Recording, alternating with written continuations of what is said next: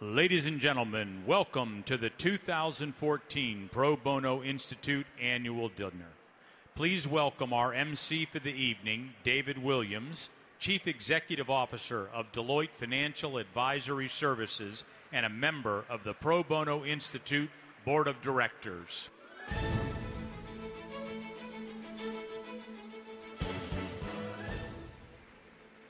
Good evening, everybody.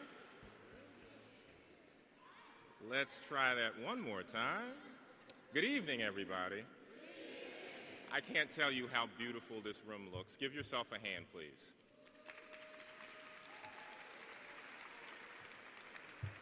Thank you to everybody that's here, and especially let's thank the sponsors. You've seen their names flash up as you've been working your way to your seats. Tonight, we're here to celebrate the promise of pro bono. Tonight's theme, Celebrating the Promise of Pro Bono, recognizes the evolution and success of pro bono and its power to improve access to justice for those in need. We all know for law firms and for corporations this has been a good but a perhaps economically uncertain time, yet we are seeing pro bono prosper, and that has much to do with the people who are in the room tonight, but also much to do with what I like to call the little organization that could, the Pro Bono Institute.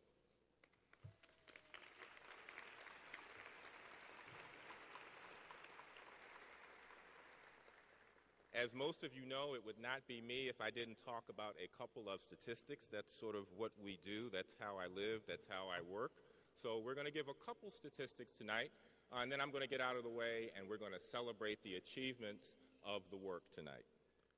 So first, let's talk about the law firm Pro Bono Project, which has just issued its 2013 Challenge Report.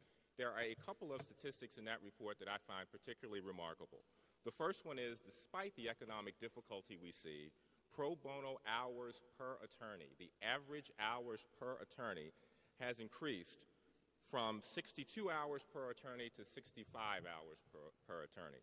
Now, for most people, 3 hours per attorney doesn't sound very much, but for those in the room who bill by the hour, everybody gets that that's a pretty significant change. Here's an even bigger one.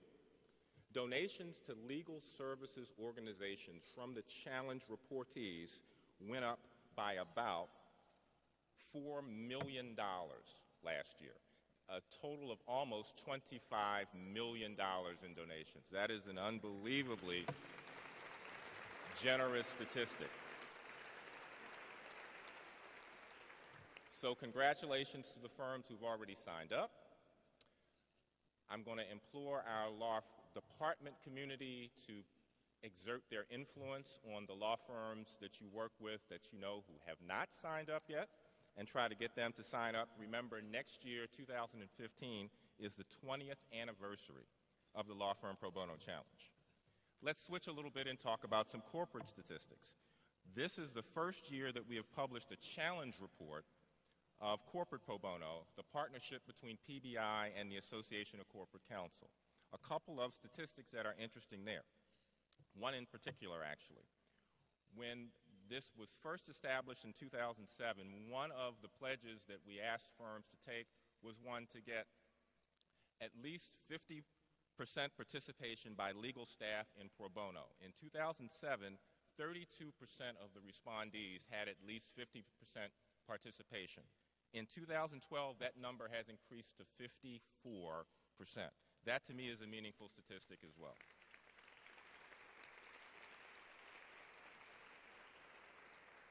In addition to its two flagship programs, PBI is also working on some things that I believe are particularly innovative. The first one is its focus on global pro bono and the recognition that as the world globalizes, so does the need, and as a result, pro bono needs to respond to that need. I think that's amazing work. I will pat myself on the back and my firm Deloitte on the back and talk about the work that we continue to do with PBI regarding metrics. We believe that that will help accelerate and ultimately cement pro bono in the law department world, and we are absolutely happy to participate there. And very interestingly, PBI has launched a pilot that brings together lawyers, other professionals, and other participants in the process around a common agenda to create a collective impact project that hopefully to move the needle on this pervasive problem. So, lots of things to be celebrating tonight about pro bono. Let me tell you one more thing that I would personally like to celebrate, and I hope you will with me, and that's the fact that our fearless leader, Esther Larden, is sitting right here.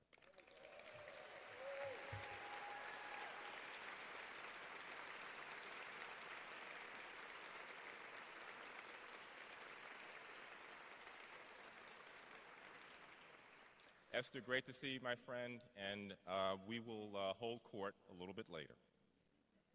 So to begin, let's get to the work and let's get to some recognition for the work that's being done, and I'd like to introduce Ona Alston Dosumu, who will present the 2014 CPBO Pro Bono Partner Award.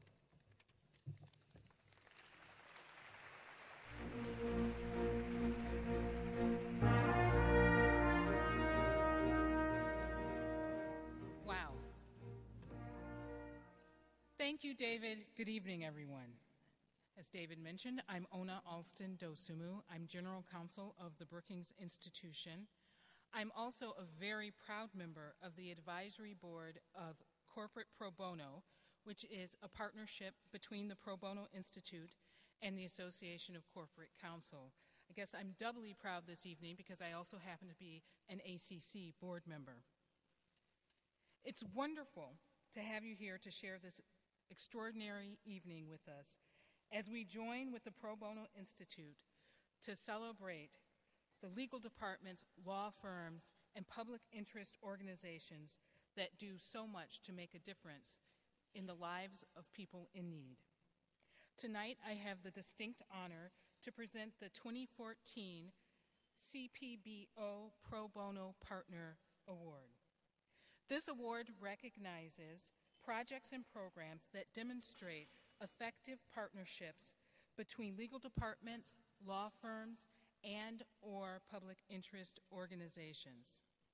To win the award, a project must demonstrate significant benefit to a local community, show a high degree of participation by in-house lawyers, and employ an innovative approach to the delivery of pro bono legal services. The recipients of this year's award embody this spirit of cooperation and collaboration through their work and are an example of how partnerships can be used to change and indeed save lives. On behalf of Corporate Pro Bono, I am proud to announce the winner of the 2014 CPBO Pro Bono Partner Award. The winner is the American International Group's Global Legal Compliance Regulatory and Government Affairs Department in partnership with the Iraqi Refugee Assistance Project, or IRAP, for their assistance to refugees in the Middle East whose lives are in imminent danger due to their work with the U.S. government. The AIG-IRAP partnership was among one of AIG's first pro bono efforts. Since its launch, volunteers have provided hundreds of hours of legal assistance to individuals who have aided the United States, often serving as interpreters, and are now targets of anti-American violence in a very dangerous part of the world. AIG attorneys and their colleagues represent individual clients, assist in gathering information and completing forms, and negotiating the complex bureaucracy necessary to successfully obtain special immigrant visas for these at-risk individuals. In addition, AIG has applied its resources in assisting IRAP with visa rejection appeals, government relations, and funding. The impact of this work not only includes individual clients and their families who have successfully obtained visas, as well as 3 major public policy victories. In addition, the partnership has produced a model structure that IRAP has been able to replicate with 3 other corporations. AIG's commitment to pro bono work, its steadfast commitment to saving the lives of families and individuals who have served the United States is extraordinary.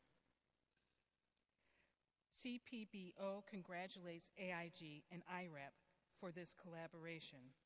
And as we welcome Tom Russo to the stage, I want you to join me not only in congratulating the AIG and IRAP team, but a little birdie told me that today is Tom Russo's birthday. So, in addition to congratulating IRAP and the AIG team, please welcome Tom Russo and join me in wishing him a very happy birthday.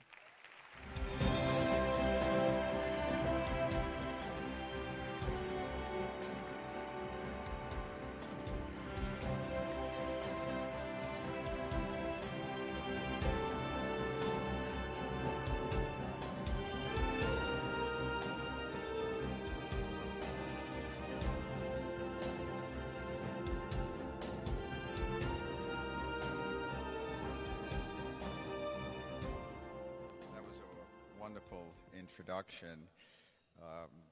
Being 21 is wasn't that funny.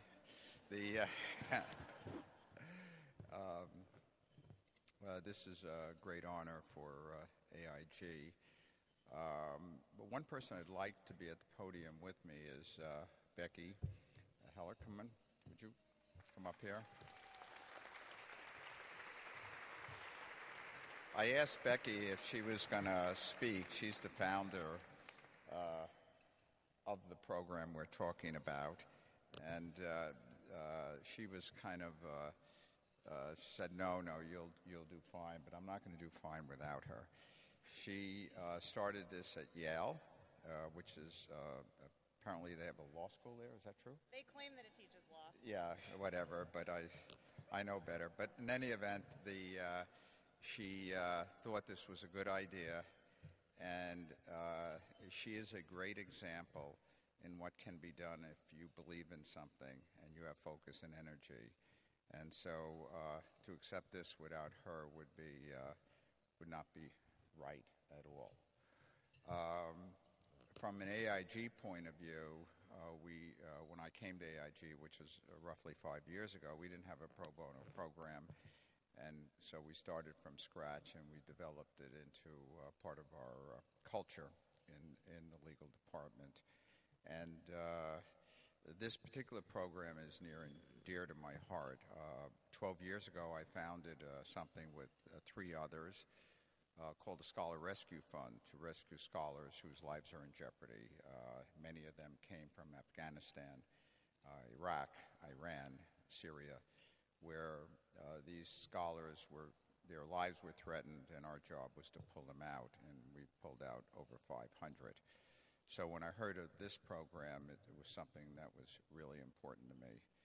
I'm going to introduce a scholar in a minute, a person in the IRAC program that we helped in a minute, but I think the lesson for everyone out there is the power that one person can do, whether it's to find a particular program, but one person could affect, 2,500 lives. In the Scholar Rescue Fund, we affected 500.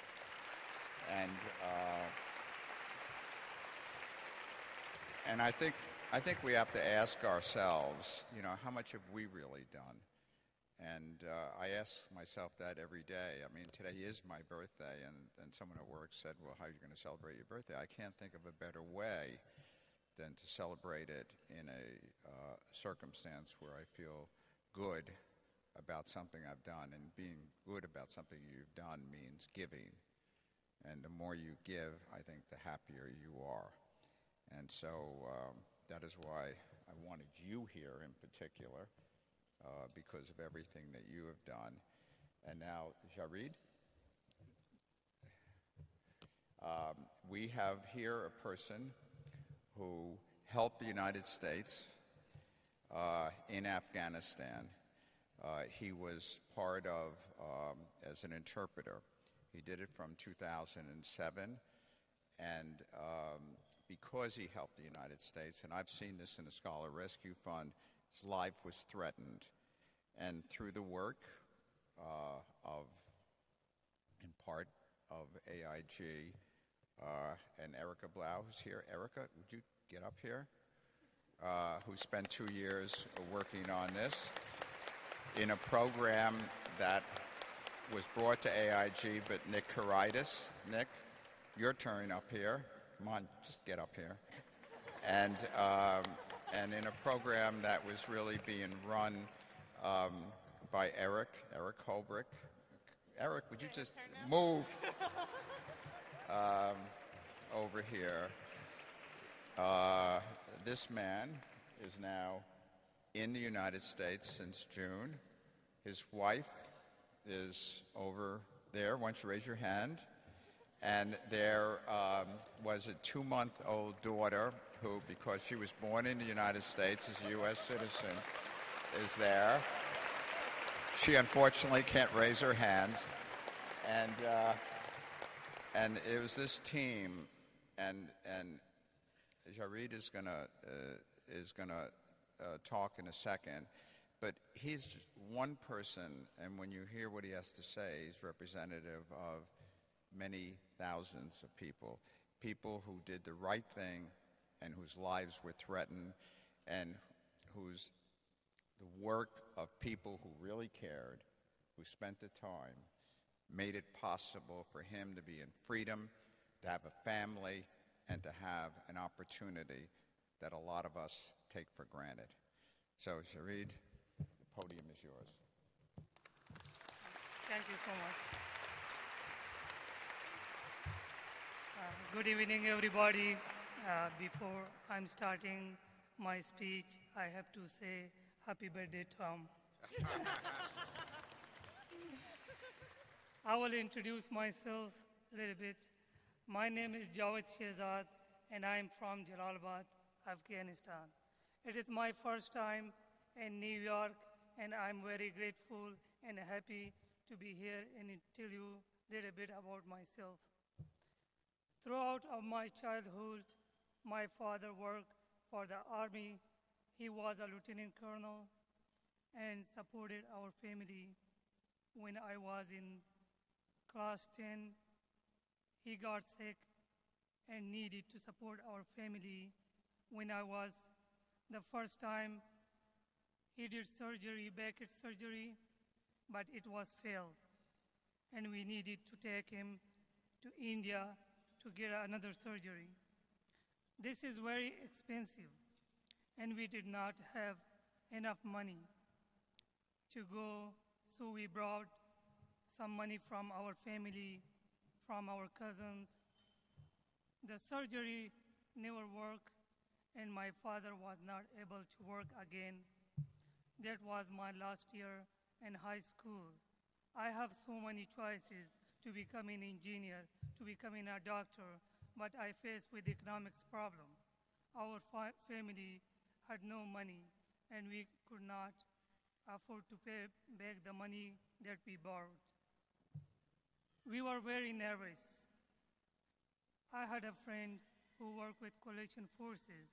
Then I went to his house, and I told him that I really need a job, and I have so many economics problems. So then he showed me the way how to get a job. Then I went to Kabul. There was coalition forces. They hired interpreters. So in the first time when I went there, I passed my exam. So I was really good in interview, and they sent me to the host province. So that was my first time. How to meet with people. I never meet with coalition forces, and that was very surprised to see all the coalition forces. But in fact, all the people, they are very honest, they are very friend, and I started working in 2007 with coalition forces and for Salerno. So then I get transferred to Fort Fenty, and I work in ECP in a mine gate. So 100 people, 100 of Afghan forces, too many like 500 local laborers. They work here every day, and they recognize my face. And also I work with them. I translated for coalition forces. I solved the coalition forces issues. So without me, so it was unsuccessful, the coalition forces mission. After that, I went to for Boston, and I got transferred there. So I received so many calls from unknown numbers, and they told me, you are a lovely interpreter for the coalition forces. As soon we get you, we will kill you. So there was so many calls that I received every day. So I got depressed, my family, they also got depressed, and they know about my issue. So there is no way to how to get out from there. So one of my lieutenant, he was a commanding officer that he really helped me. So he told me, Jaweed, could you bring please your passport and your documents? We will submit you to the United States. There is a AIG program and IRF. So I never knows about these programs, but he helped me a lot. So then in a couple of weeks, I got my case number, and I met with Blue Erica, that she helped me a lot. I'm so appreciative from Erica Blue. Without her and without AIG and without IRAP, I cannot be here today. And my life was so dangerous. So I did so many dismounting mission with coalition forces, work like shoulder by shoulder with them, and I put my life in the dangerous. So today, I'm here. I'm the help of Tom and other team of members. So I'm so appreciative from you guys that you guys give me a chance that I come here and talk to you for a little bit.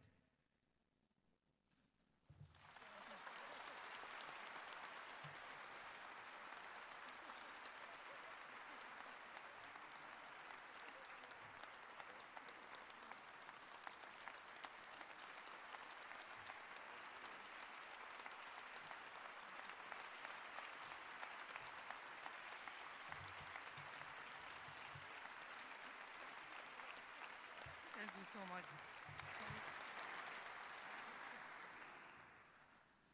The place that I work, and for Fenty, so we receive so many information every day, like there was a suicide attacks coming, so they will blown up. So with a small helmet, we were sit there with the coalition forces. But you guys don't forget your heroes. The U.S. forces, they are your real heroes because they save your country, they save our country, they help with refugees. And my request to the IRAP and AIG organization, those interpreters which they are in Afghanistan, they are in the bad situation, like me. They quit their jobs because all the coalition forces bases closed now. We have some couple, like 1 or 2 bases in the whole Afghanistan. The security is going bad day by day. It's not like New York. It's not like Charlottesville. It's very dangerous day by day. The reason why I'm saying that, because my grandma was dead because I didn't went to their death ceremony. I can't go out to my friend wedding party. So everything was like a jail for me. So I'm so appreciated from these guys. I was like a king of river, like a fish. If somebody take you out from the river and put you in the land and you are waiting, like when you will be die. But these guys, they take me back and put in the river. So I'm so appreciated from these guys.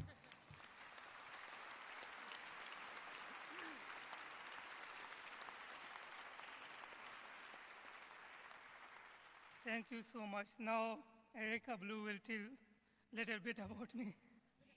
Erica, why not? You're at the podium. Eric, come on, say something.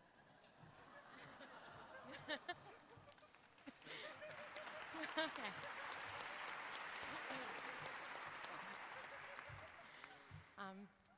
It has been it has been an honor getting to work with you, Jawed, and meeting your wife and your daughter. And I think I could speak for all of us at AIG. And I know we have a table of IRAP volunteers here who really, really care about what we're doing and are really committed to this project and recognize how important it is to help people like you. And thank you. And thank you, everybody, especially AIG volunteers.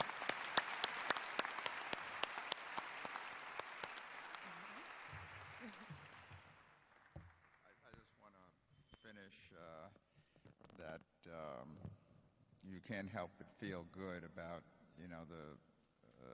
God has given us certain amounts of talent, at least these people. Me, he sort of forgot. And to use that to help people in a very real sense in their lives. And when I look at a 2-month-old child that will grow up in freedom and look at someone who has given a lot of his time and effort in a very challenging circumstance, and to think that some of the talents that we all have could be used in that regard, I'm in awe, and I just appreciate, as I said to Esther when we were talking earlier, every day that we have and the freedom we have. And I think we'd appreciate it all the more if we give a little bit more than we all have. And with that, thank you all. Ladies and gentlemen, please welcome Mark Chandler, General Counsel of Cisco Systems Incorporated.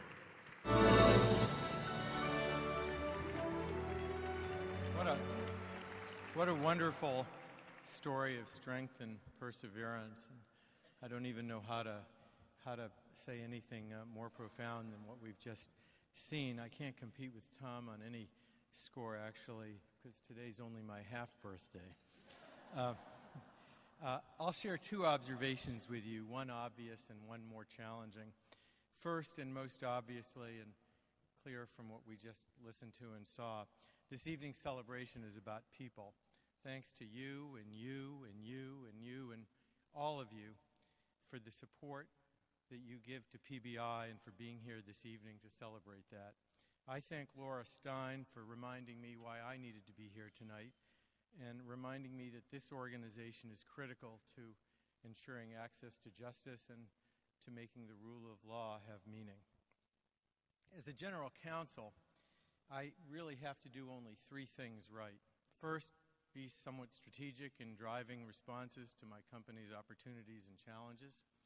Second, hire people who are smarter than I am, who can spot things I can't, so I can better see those opportunities and challenges. And finally, to care for and take care of those people so they stick around and help build our company. I'm incredibly proud of the dozens and dozens of members of my team who donate their time and treasure to pro bono efforts. 6 of them, Alice Bisgrove, Alice Clark, Linda D'Amico, Jennifer McCarran, Ava Lopez Paredes, and Sean Dawson-Trout are here tonight. And I salute them for what they do.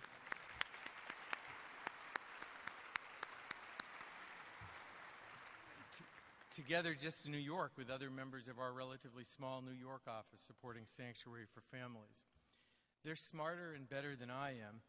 Creating opportunities is what I can do for them to share themselves with our communities. And that's a key part of building a Cisco culture, a culture where both at work and in the broader world our folks have a platform truly to make a difference. Second, I offer a pro bono challenge of my own as food for thought. There's a revolution going on in the delivery of legal services. I and many of my peers and many of our law firms are moving step by step away from a rigid adherence to billable hours toward outcome-based legal services. We're deploying technology and paraprofessionals in new ways, outsourcing and contracting and insourcing and systematizing and processing wherever we can. Yet in many ways, pro bono efforts are governed by old-fashioned business models that really wouldn't be tolerated by our companies or law firms. A partner at a firm which is being honored here tonight, who devotes a huge part of his own time to pro bono efforts, feels that because pro bono success is measured by only attorney hours at his firm, they don't invest in sharing technology and tools to scale those efforts. He once told me he felt 80% of the lawyer time on some projects would be better done by non-lawyers, but they get no credit for it. Last week, he wrote to me that one organization which the firm supports, and I quote, told us with great satisfaction about a grant which would allow them to hire 4 more lawyers. We asked how much was going to technology. Answer, none. And during another meeting, the following comment, we're so busy we don't have time to rethink our inefficient business processes, unquote.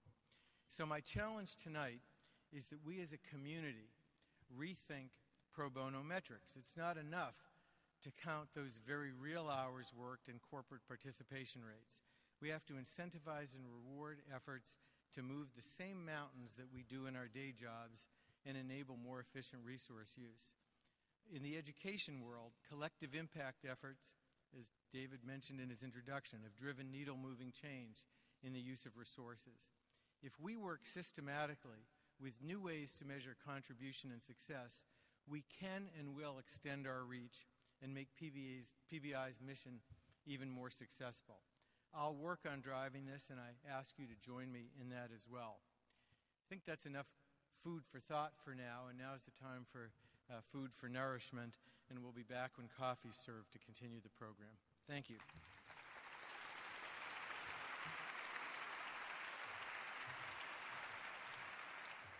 Ladies and gentlemen, please welcome back to the stage David Williams.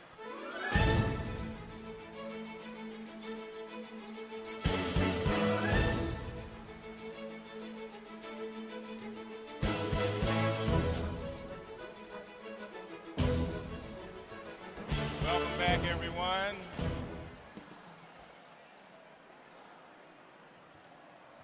I hope everybody has enjoyed their dinner.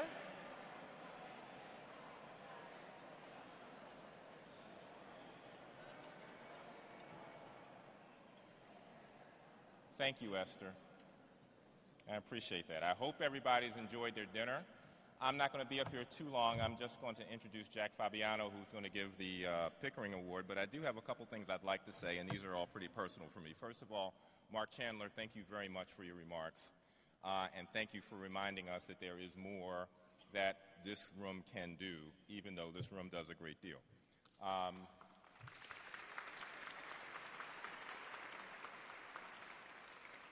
Tom Russo and the AIG team, there's really not much to say. I just find what I heard from you guys to be outstanding, and I think everybody else in the room did as well. And finally, Jaweed, welcome to the United States. We are pleased and honored.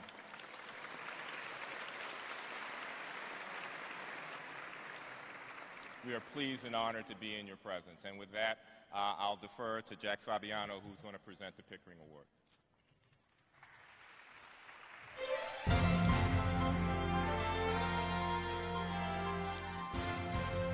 Thank you, David, and thank all of you for coming tonight to join us in celebrating the promise of pro bono. I'm here to present the John H. Pickering Award. John was a man whose career stretched back to World War II, but his goals and his ideals are perhaps more relevant than ever right now. He was one of the founding partners of Wilmer Cutler and Pickering, which began with 19 lawyers, and in 2004 merged with Hale and Dorr in Boston, and now is known simply as Wilmer Cutler, Pickering, Hale and Dorr, or if it rolls off your tongue a little easier, Wilmer Hale, and now has about 1,000 lawyers. From the beginning, John Pickering saw the promise of pro bono, and one of his original goals for the firm was to devote 10% of the firm's hours to pro bono and public service activities. John didn't just talk the talk. He worked as hard as anyone else in the firm to do meaningful work for those who needed justice. This year's recipient of the Pickering Award is Skadden Arps, Slate, Mahar, and Flom, which has continued John's legacy by designing new and different approaches to doing pro bono work for the underserved and for organizations that work for the public good. Not content to rest on their laurels and emboldened by their management support, Skadden lawyers ask, how can we make a difference? How can we improve our communities? Where can our pro bono efforts and resources have the greatest impact? You'll find in your program quite a long description of a new program they have called the Impact Project, which tries to make a targeted and measurable difference in the lives of low-income children and families who are in need of assistance with guardianship, housing, domestic violence, and other issues. The project leverages Skadden's expertise by working with local legal aid organizations and in-house lawyers. It was initiated in the Washington, D.C. office and now is being replicated and modified and adapted in the other Skadden offices.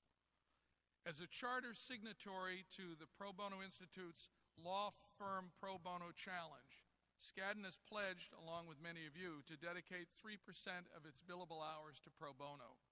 In 2013, Skadden exceeded that goal, contributing more than 5% of its billable time to pro bono.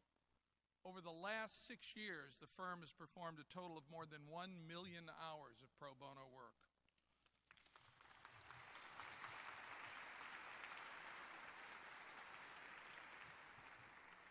A major point of John Pickering's legacy was his personal interest in young lawyers who wanted to serve the poor and people who were in need.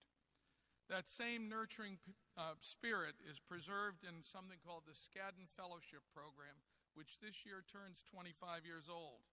It's designed to encourage and support and train young lawyers who want to dedicate their careers to public service in the United States and throughout the world. The most amazing thing about that program is that 90% of the fellows who received Skadden Fellowship grants when they were young lawyers remain in public interest work today. Many of them provide Skadden attorneys with interesting pro bono opportunities and mentoring, but of course that only works if the firm supports the public interest and legal service partners, which Skadden has taken extraordinary steps to do. For all these reasons, I'm honored to present the 2014 John H. Pickering Award to Bob Sheehan on behalf of Skadden Arps, Slate, Mahar, and Flom in recognition of the firm's exceptional pro bono commitment and service.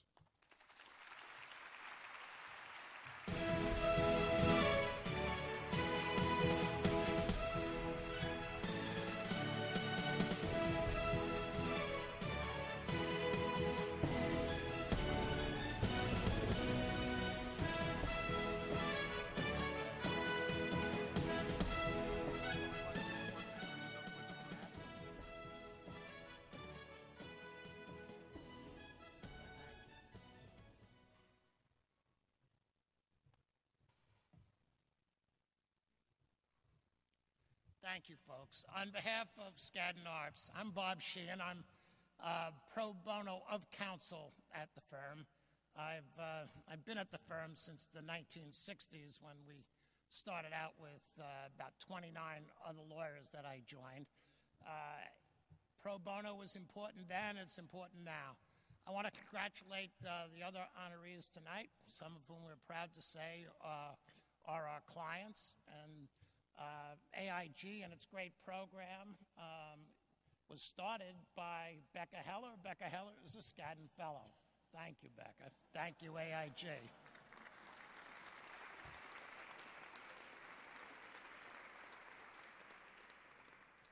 And, you know, the Verizon Communications is another terrific honoree tonight. And Deloitte's been a big help to us as a major client over the years. Cisco, we're actually starting budding project in Impact. Hopefully it will develop more using, I trust, after listening tonight, more and more technical expertise in what we accomplish. But mostly I want to thank Esther Laudent. Esther, you are wonderful. Esther,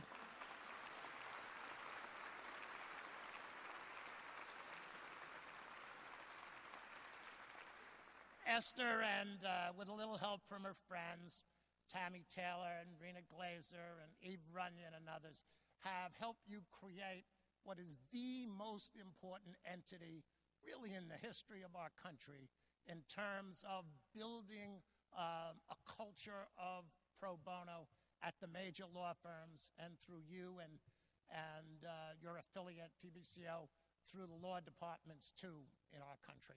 The change has been enormous. I got a call from Esther right after I think I was made managing partner at Skadden Arps back in the mid-90s. She asked me to come and join their law firm advisory committee. Well, I did, and at our very first meeting, who was there to give us an inspirational speech?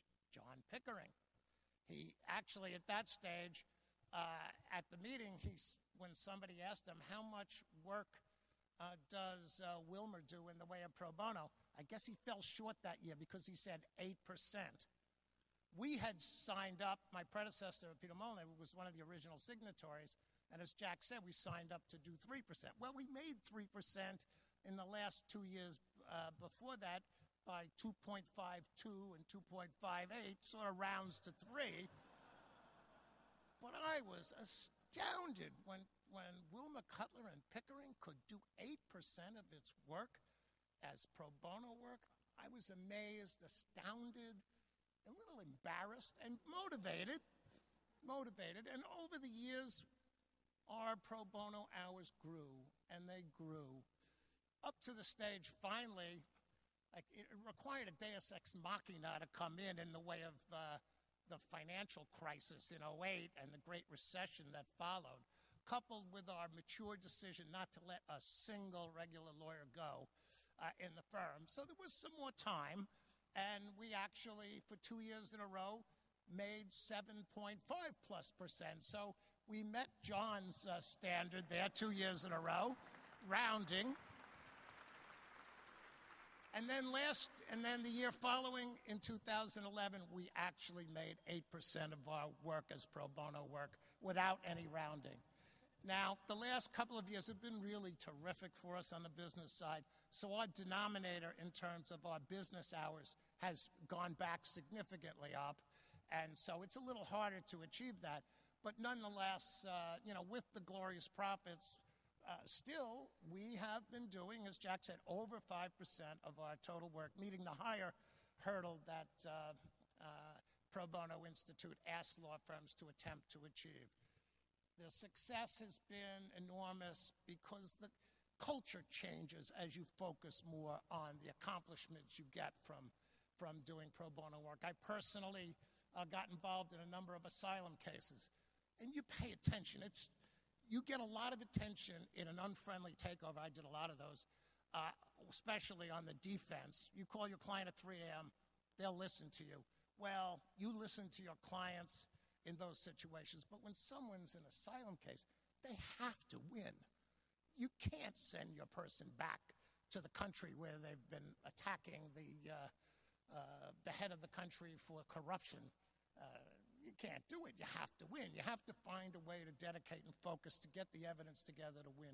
And that kind of culture, when you get involved in these things, you totally become involved, and it affects the people around you. And with that motivational thrust coming from Mr. Pickering, with another addition that Esther had me serve as co-chair of the law firm advisory committee, along with John Hamilton. John Hamilton of Hale & Dorr was the managing partner up there before the merger. So we owe a lot to Wilmer Hale in terms of providing us with the impetus for achieving the actual Pickering Award from PBI. We thank Wilmer, we thank Esther, we thank the PBI team, and we thank you all for coming tonight. We thank you for doing all you do to make the world a little more just. Thank you. Ladies and gentlemen, please welcome Randy Milch, Executive Vice President, Public Policy and General Counsel of Verizon Communications Incorporated.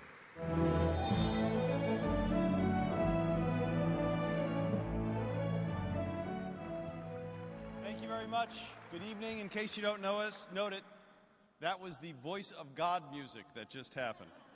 Says so on the piece of paper I have in front of me. First off, I want to congratulate Skadden and AIG for the tremendous work they've done to support equal justice, access to justice in the United States and elsewhere.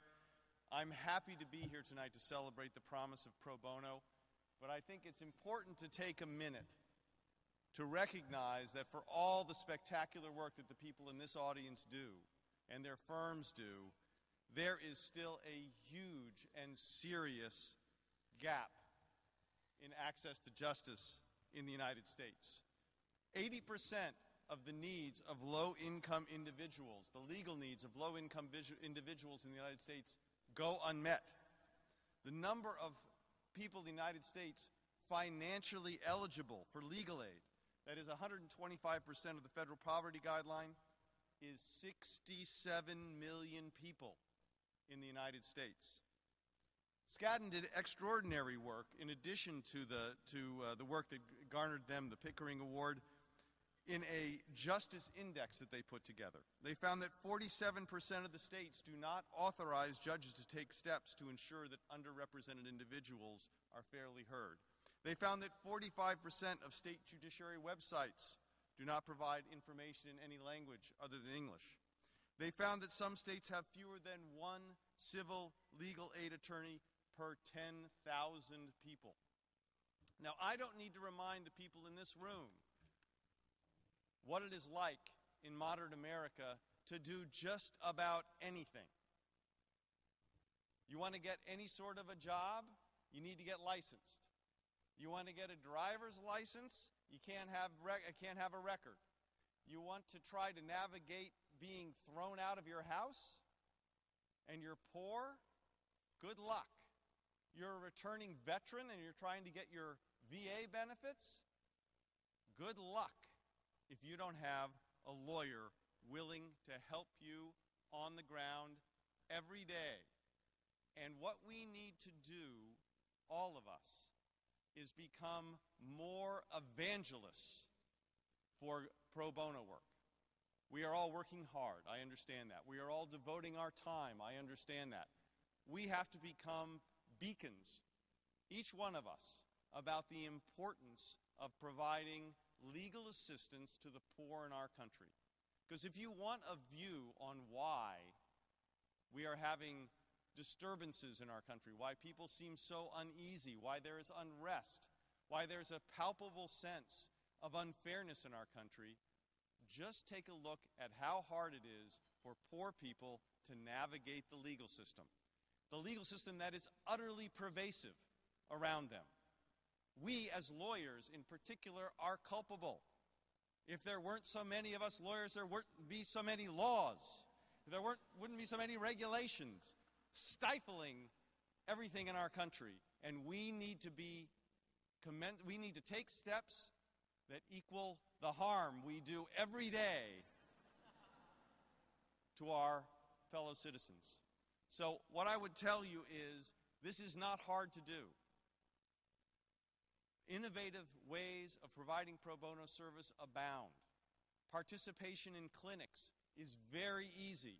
Participation on Monday night legal services like they have here in the New York City Bar is very easy. There are no malpractice issues. There are no competence issues. There are no time issues. There are no issues that you can dream up that should prevent you from participating and from urging all those around you to participate. We at Verizon are very proud, I am very proud as the General Counsel, of the efforts that our lawyers make in clinics, U-Visa clinics, VA clinics.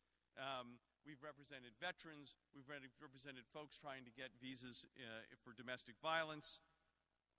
But this is something that can be replicated everywhere. So, in closing, we do incredibly important work at our day jobs. We do incredibly important work for pro bono. We have to step it up. We have to become evangelists for pro bono, each and every one of us, and add the next hour, as Mark Chandler would say, which is a horrible way of measuring your life. I agree with that. But that next hour, that next pro bono hour, have it be an hour convincing someone else to do pro bono work. And that multiplier effect will be very, very significant. Thank you very much. Ladies and gentlemen, please welcome back to the stage David Williams.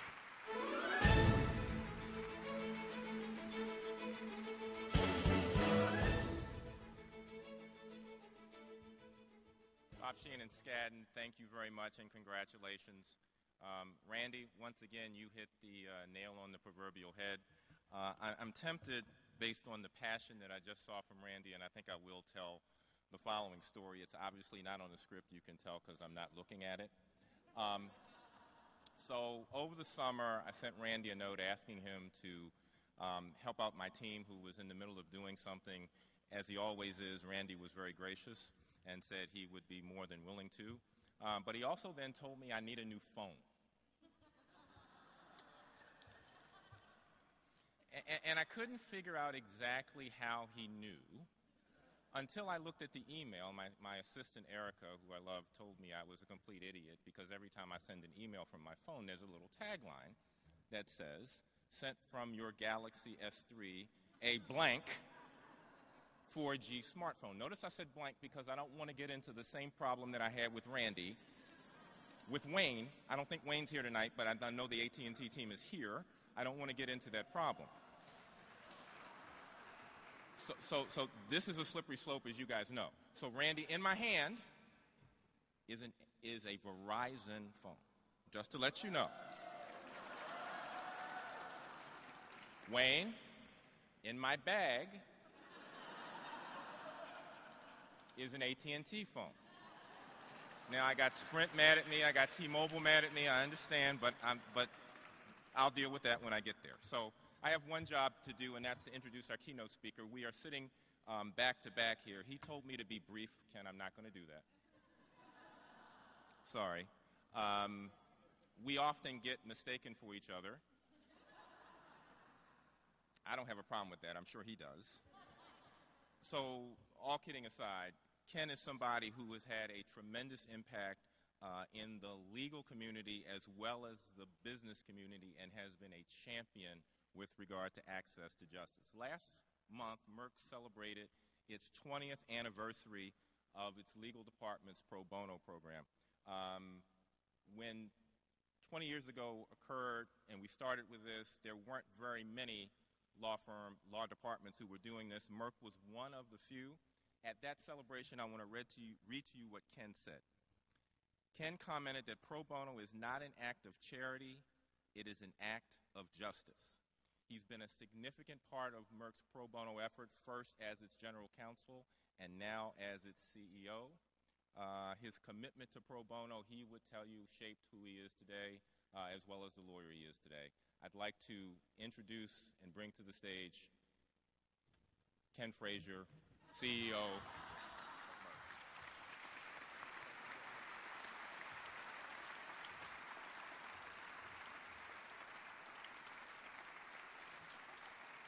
I've been introduced by a lot of people, never been introduced by a twin before. So thank you, David, for those incredibly kind words. And good evening to all of you, and congratulations to our honorees, Skadden and AIG, in partnership with the Iraqi Refugee Assistance Project. I think the comments that we heard from this team, I think, were just really incredible. And both your organizations are making tremendous contributions to the clients and communities you're serving, and you make us all very proud to know that you're colleagues of ours. Tonight is also a time to celebrate the contributions of the Pro Bono Institute, which for nearly 2 decades has helped extend the reach and maximize the effectiveness of all of us dedicated to the cause of pro bono. PBI's committed staff and its valuable services enable us to work more efficiently and innovatively, equipping us to touch more lives and provide greater access to the justice system. PBI's work is vitally important to us, and it's vitally important to our clients. As some of you know, I've had the extraordinary good fortune of having 2 distinct but equally rewarding careers. First as a practicing lawyer for nearly 15 years in Philadelphia, and then for more than 2 decades at Merck, where among other jobs, as you've heard, I've been general counsel and now have the honor of serving as chairman and CEO. And while those 2 aspects of my professional life would seem very different, they do have a unifying thread, and that is pro bono, work for the public good. I am fiercely proud to be associated with Merck, a company with a deep and enduring commitment to human health and to expanding meaningful access to health care. Our mission is to discover, develop, and provide innovative products and services to save and improve lives around the world. Every day, our scientists work to find cures and treatments for devastating diseases like cancer, hepatitis C, HIV, and Alzheimer's disease. But we also recognize that we have both the opportunity and the obligation to do even more to reduce suffering and increase life expectancy among the underserved here in the U.S. and around the world. I know how you feel. My children cry like that, and they're in their 20s. And so while I'm proud to be CEO of Merck, what I want you to know is that at core, I remain a lawyer.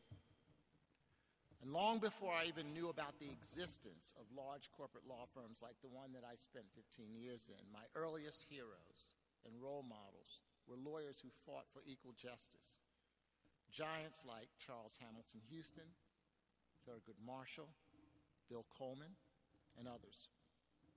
What's more, their commitment to the underserved and disadvantaged continues to inspire us through more contemporary public interest legal giants like Bryan Stevenson and, of course, our own Esther Lardant. So could we all give Esther a standing ovation?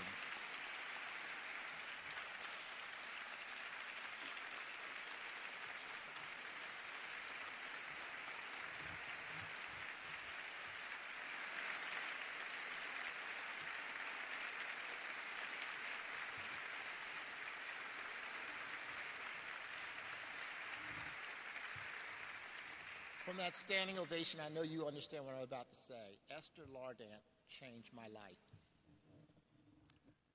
Through her example, through her friendship, through her values that she lives every day. So both in law and healthcare, there's a critical issue, and that is access. It's often the central issue for people.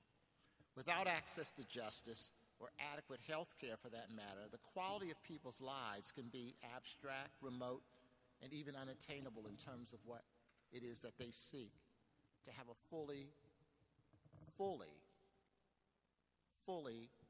involved and fully happy and self-actualized existence. In fact, in my view, access to justice is necessary, and it's even a threshold issue to help ensure meaningful access to things like health care and public benefits such as education. And we've heard that already tonight. The concept of justice for all dates back to our nation's founding. In fact, the first line of the Constitution states that establishing justice is a core purpose of our national government. Doesn't matter whether it's an R or a D, a red or blue state. It is the fundamental core purpose of our national government. It's worth noting that the Constitution's framers mentioned establishing justice before they mentioned providing for the common defense or even ensuring domestic tranquility. Alexander Hamilton said that the first duty of society is justice. And as Justice Powell said while he was president of the ABA, it is fundamental that justice should be the same in both substance and availability without regard to economic status. So judged by this standard, we have to ask ourselves, are we a just society? Equal access to justice is a critical component of the rule of law, and so it's appropriate that the Rule of Law Index prepared by the World Justice Project provides comparative data on this subject. The 2014 index ranks the United States in the middle of the pack among Western and high-income countries on our total score, but towards the bottom when looking specifically at civil and criminal justice. In fact, our lowest score out of more than 40 different factors is for access and affordability in the civil justice system. Non-discrimination in the criminal justice system is a close second. Last year marked the 50th anniversary of Gideon versus Wainwright, the landmark Supreme Court decision that established the constitutional right to counsel in criminal cases for people unable to afford legal representation. To be sure, Gideon was a seminal point in our collective commitment to the principle of equal justice under the law.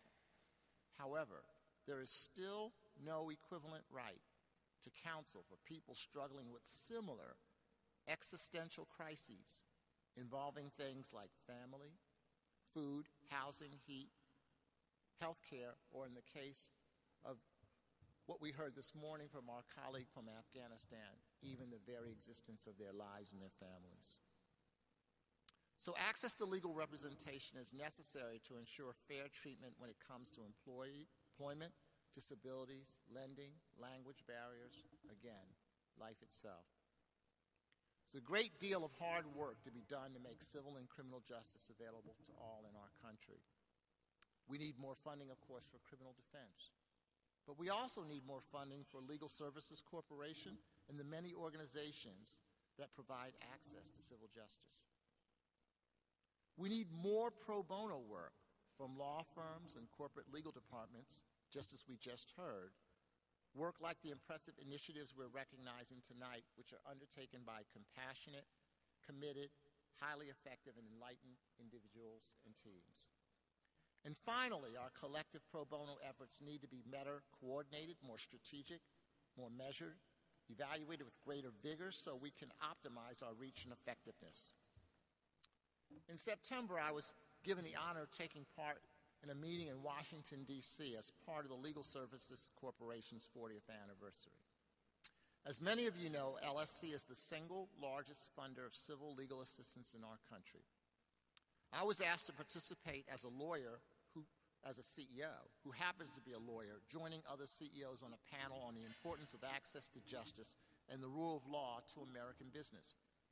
And what you need to know is that the person who introduced this group of CEOs described it as sort of a man bites dog panel, which I actually was really surprised to hear, but I think it really says something about the way people view civil justice and who really cares about civil justice in our society.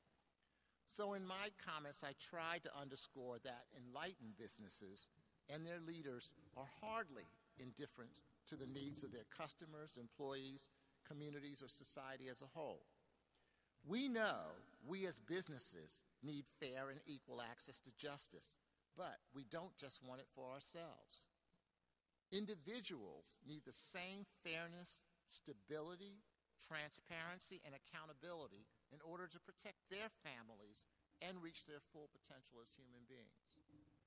In fact, business has a huge stake in the social cohesion our justice system serves to promote. While corporate balance sheets may reflect a range of assets, the most precious asset of all is public trust. And the biggest liability is distrust. Without trust, no business can sustain itself. As we've seen in too many places around the world, the rate at which entire societies can fall apart and chaos ensues accelerates exponentially when people feel they have no legitimate stake in the social order. We can see it in Afghanistan, we can see it in Iraq, in Syria, and closer to home in places like Ferguson, Missouri. They provide vivid and disturbing examples of what can happen when people no longer feel that they have full stakes as citizens. At the same time, we've also seen great social change occur in the space of a generation, for example, in the progress achieved by the U.S. civil rights movement. So as businesses, as law firms, and as committed professionals with unique and valuable skills, we need to invest in a society where equal opportunity and equal access to justice are living, breathing realities. Pro bono is one of the best investments we can make for our society, for our organizations, and for ourselves. I'm proud that Merck and its people have invested in pro bono for 20 years, and as someone said, a few weeks ago we celebrated that important 20th anniversary, and we're really pleased that Esther was there to actually celebrate that with us. Going back to 1994, our general counsel at that time and my predecessor, Mary McDonald, challenged her team to help ensure equal justice through pro bono representation of the poor and disadvantaged. 7 patent lawyers, I'll say that again, 7 patent lawyers, and 3 administrative associates stepped forward. And by the way, our patent team is represented right here down front now.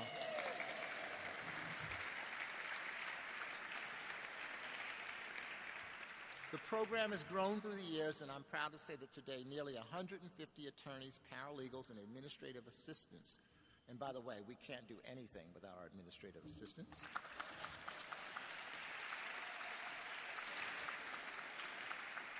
Are providing services to individuals and nonprofit organizations in the U.S. and globally. Partnering with other organizations, we are focusing especially on two programs, one that supports Holocaust survivors and a second that assists displaced or transitioning veterans. Those of us here this evening know that engaging in pro bono work is not only the right thing to do, it is also a very rewarding thing to do. Certainly it brings many benefits for clients and society, but it also brings enriching and energizing benefits to law firms, corporate legal departments, and the lawyers, paralegals, and other colleagues who generously offer their time and talent. It also provides a wholly different set of experiences, relationships, and rewards than those we're accustomed to in our normal everyday professional lives.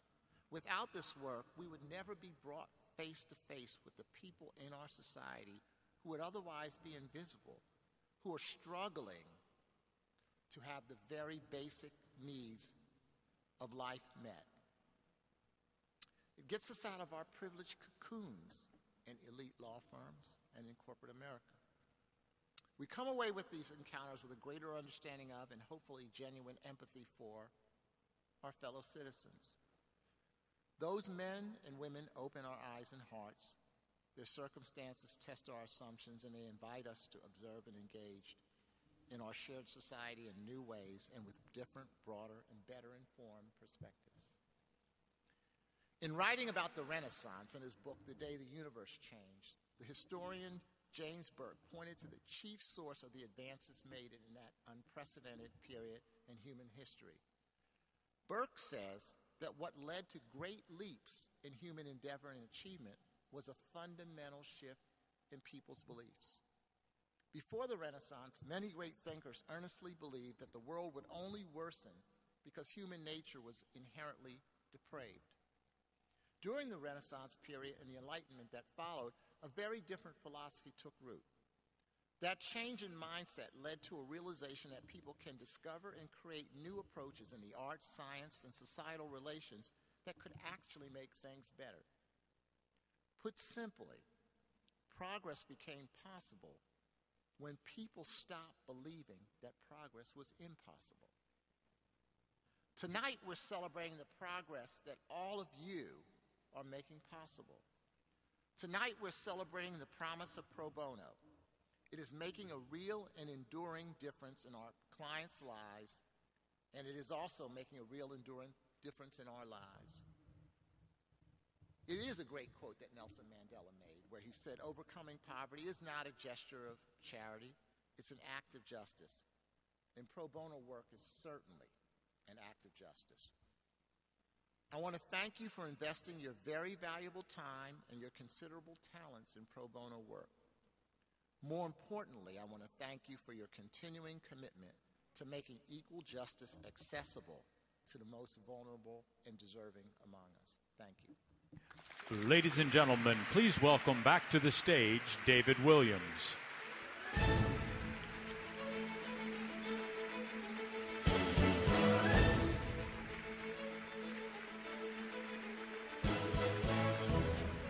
Ken Frazier, ladies and gentlemen.